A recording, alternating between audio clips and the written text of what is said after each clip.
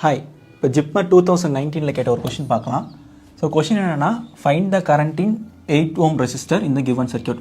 இந்த கிவன் சர்க்யூட்டில் இந்த 8 ohm வழியாக போகக்கூடிய கரண்ட் என்னன்னு கேட்குறாங்க. ஆக்சுவலி சர்க்யூட் பார்க்கும்போது ரொம்ப காம்ப்ளெக்ஸாக இருக்கும். இன்னும் இந்த சர்க்யூட் அனாலிசிஸ்னால் நல்லா படிச்சவங்களுக்கு லைக் இந்த பார்ட் வந்து ஸ்டார் டெல்டா, டெல்டா ஸ்டார் அப்போல்லாம் கூட கன்ஃபியூஷன் வரும். ஆனால் நான் வந்து சிம்பிளாக ஒன்று சொல்கிறேனே, இப்போ வந்து இது வந்து ஒரு ரெசிஸ்டர்,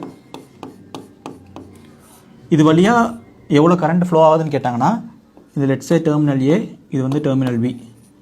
இந்த டெர்மினல் ஏன்ற இடத்துல வந்து வின்ற வோல்டேஜும் டெர்மினல் பின்ற இடத்துல விபி வோல்டேஜ் இருக்குன்னு வச்சுக்கோங்களேன். இதோட ரெசிஸ்டன்ஸ் வேல்யூ ஆர்.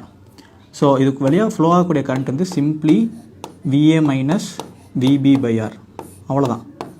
ஸோ இந்த இடத்துல பாருங்களேன், இந்த இடத்துல கிரவுண்டுன்னு அர்த்தம் 0 volt, இந்த இடத்துல 24 volt இருக்குது. ஸோ இது வழியாக ஃப்ளோ ஆகக்கூடிய கரண்ட் வந்து nothing but 24 minus 0 divided by resistance value 8. 24 by 8 simply 3 ampere. So option B. So like அதெல்லாம் நம்ம கன்ஃபியூஸ் பண்ணுற மாதிரி தான். ஆனால் பேசிக்கான ஒரு ஃபிசிக்ஸும் லைக் சார்ஜ் எதை கரண்ட் எந்த பார்த்தை ப்ரிஃபர் பண்ணணும்னு தெரிஞ்சாலே இந்த சம் less than 20 seconds 30 secondsல ஆன்சர் போட்டலாம். Okay, thank you, by.